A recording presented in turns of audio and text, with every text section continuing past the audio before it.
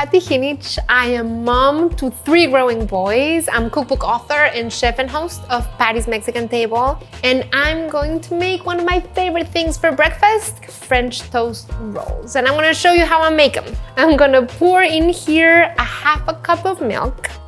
And I like to use real milk because I like for everything that goes into these French toast rolls to be super tasty, packed with flavor and wholesome. I'm gonna add about 1/8 of a teaspoon of vanilla extract. And then I'm gonna add a pinch of salt. And then I'm gonna crack an egg. Then I'm just gonna whisk it all together. So now that it's nice and mixed, I'm gonna set it aside. Now I'm going to roll out the bread slices.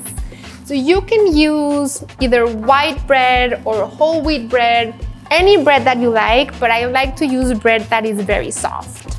And I'm gonna cut the crusts.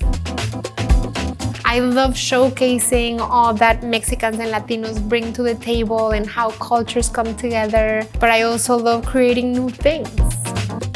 Now roll out the bread slices, not only to make them very thin, but to extend them so that you can add a lot of filling in them.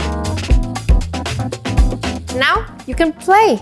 There's so many choices. So you can begin, for example, by doing peanut butter and jelly.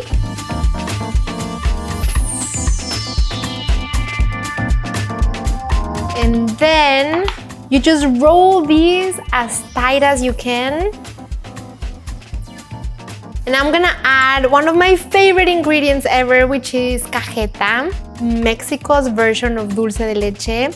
It tastes like as if you were eating caramel out in the country. And here, I'm gonna do chocolate spread. Remember to roll them tight so they don't open up. And then I'm gonna make some with no filling because there's always picky eaters that want nothing in their rolls, and the rolls are also incredibly delicious.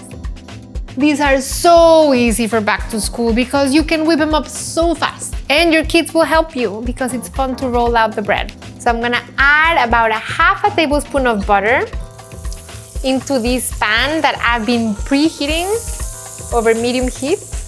And once the butter has melted, I'm gonna put them in and make my cinnamon sugar. So as they brown, you just start flipping them. The sooner you put them from the pan into the topping, the more the topping is gonna coat them everywhere.